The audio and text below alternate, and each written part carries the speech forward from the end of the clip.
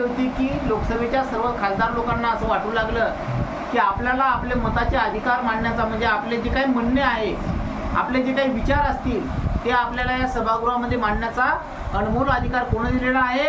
या राज्यघटनेने दिलेला आहे. राज्यघटनेनं आपल्याला सर्वस्व अधिकार दिल्याच्या नंतर आपण आपले म्हणणे मांडायला काही हरकत नाही. परंतु बाबासाहेब आंबेडकरांनी जर त्या घटनेचा विचार करून जर त्या ठिकाणी त्या विधेयक मांडण्याचा प्रयत्न केला तर बाकीच्या सर्व सभागृहाचं काय होत होतं? बाबासाहेब आंबेडकरांना विरोध होत होता. राज्यघटनेचे शिल्पकार आंबेडकर त्या दृष्टीच्या बाजूने बोलावयास उठले. टाइम्स ऑफ इंडिया पत्राच्या शब्दात सांगायचे म्हणजे धीम्यपणाने आणि विचारपूर्वक परंतु वापेच्या रुळाच्या निर्धाराने आणि बळाने त्या दृष्टीचा खरा उद्देश आणि अर्थ यांचे त्यांनी विवरण केले. म्हणजे त्याच्यामध्ये ज्या काही गोष्टी असतील तर त्या गोष्टीचा काय केला मग परिपूर्ण बाबासाहेब आंबेडकरांनी अभ्यास केला. आता अभ्यास कशा पद्धतीने केला की माझ्या समाजाबद्दल, माझ्या दलित वर्गाबद्दल, पिछड्या जातीबद्दल जे काही याच्यामध्ये अधर्मीय वर्तन लिहिलेलं असेल किंवा माझ्या समाजाबद्दल जर कोणी भाष्य या ठिकाणी करण्याचा प्रयत्न करत असेल तर बाबासाहेब आंबेडकरांनी त्या विधेयकामध्ये त्याचा साफ काय केला? विरोध केला.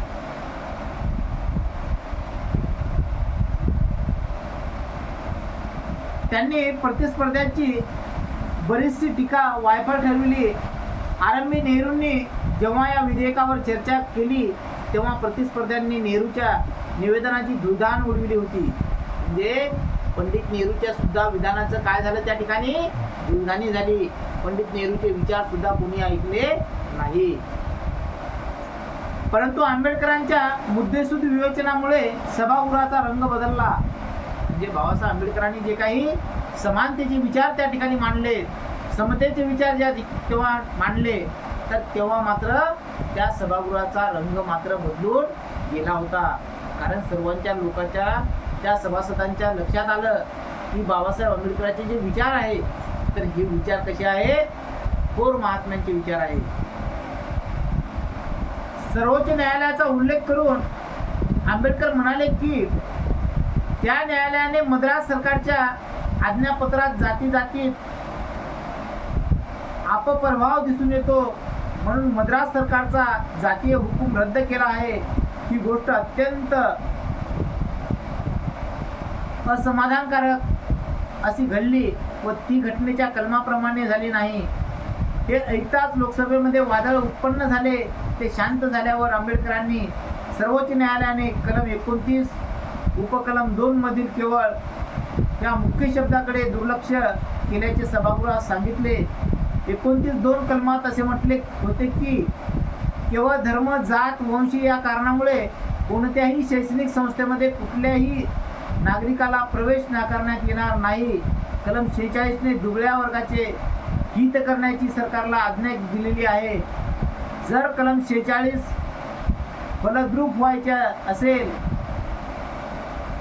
तर कलम 16(4), कलम 29, कलम 2 या दुरुस्ती केली पाहिजे असे ते म्हणाले. म्हणजे बाबासाहेबांनी सांगितलं की माणसाला जे जे अधिकार दिलेले आहेत तर ते अधिकार त्या कलमाने त्यांना कसे दिलेले आहेत? चांगल्या मनाने लिहून दिलेले आहेत. कलम 16 असेल, कलम 29 असेल तर मग बाबासाहेब आंबेडकर म्हणतात की त्या घटनाचे जे काही कलमा लिहिलेला आहे तर त्या कलमाची दुरुस्ती जर तुम्हाला करायची असेल तर तुम्ही त्याचा परिपूर्ण काय केला पाहिजे? अभ्यास केला पाहिजे. त्या कलमा तुम्हाला त्या ठिकाणी व्यवस्थित मांडता आल्या पाहिजे तरच तुम्ही त्या कलमा खोलण्याचं किंवा मोडण्याचं किंवा सुधारण्याचं काम करायला हरकत नाही.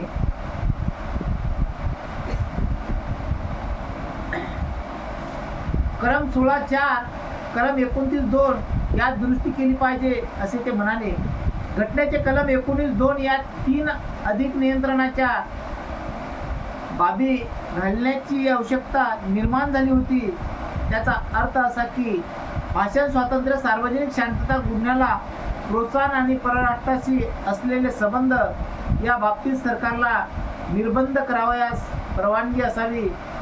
याही दृष्टीला आंबेडकरांनी पाठिंबा दिला. म्हणजे ही लोक काय म्हणतात, सवर्ण लोक, की बाबासाहेब आंबेडकर, आता बाबासाहेब आंबेडकरांचे परराष्ट्राशी संबंध होते म्हणजे या भारतावर जरीही इंग्रज लोकांची सत्ता होती आणि इंग्रजाच्या ताब्यामधून भारताला स्वातंत्र्य मिळालं आणि भारताला स्वातंत्र्य मिळाल्याच्या नंतर बहुमान बाबासाहेब आंबेडकरांना जे मिळवून दिला तो बहुमान कोणी मिळवून दिला होता? त्या इंग्रज लोकांनीच बहुमान मिळवून दिला होता.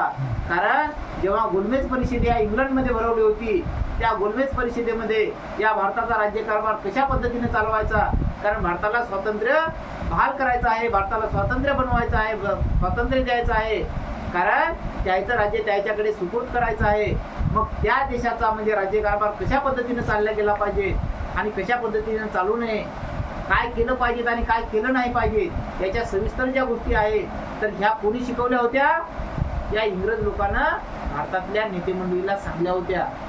आणि त्या ठिकाणी गोलमेज परिषदेमध्ये पंडित नेहरू असतील, लालबहादूर शास्त्री असतील, गोपाळकृष्ण गणेश सागरकर असतील, राम गडकरी असतील किंवा डॉक्टर बाबासाहेब आंबेडकर सुद्धा असतील.